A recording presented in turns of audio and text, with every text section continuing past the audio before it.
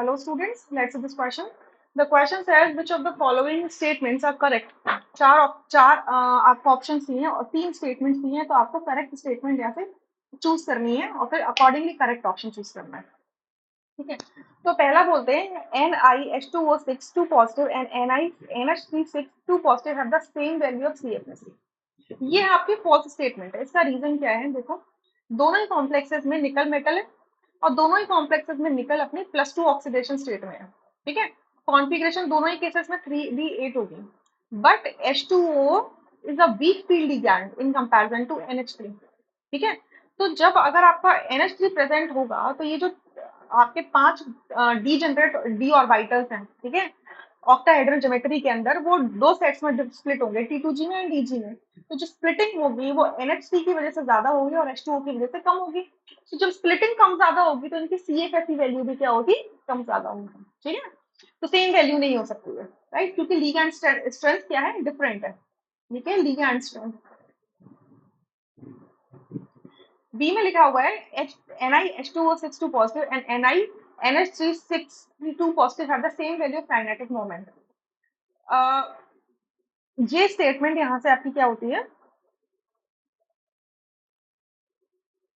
True हो जाती है. कैसे? देखो, अब यहाँ पर हमारे लिगैंड का डिफरेंस है, ऑक्टाहेड्रल ज्योमेट्री बनेगी.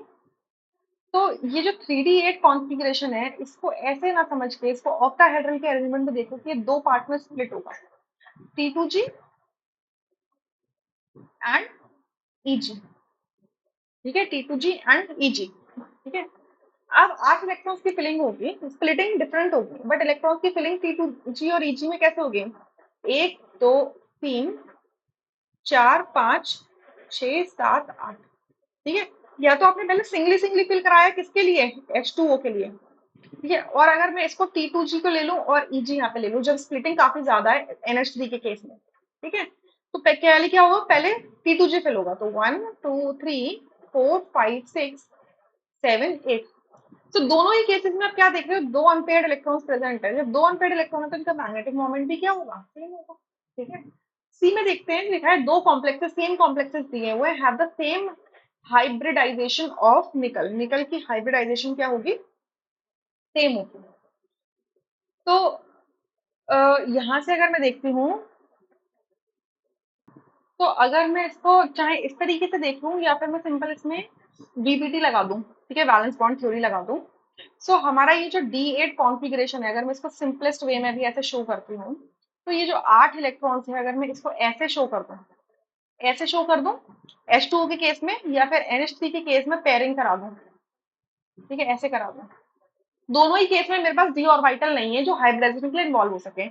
इस केस में H2O के केस में तो डी ऑर्बिटल ही खाली नहीं है. ठीक है, और NH3 के केस में एक डी ऑर्बिटल है जो कि हाइब्रिडाइजेशन में अकेला इस्तेमाल नहीं हो सकता. अगर आपके कितने हैं?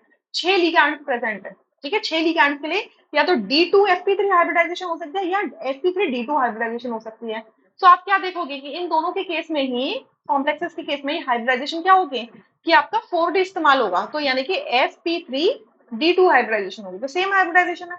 सो बी और सी में आप क्या देख रहे हो? ट्रू है. सो आपका बी ऑप्शन आंसर होगा, rest are incorrect. I hope you understood. Thank you.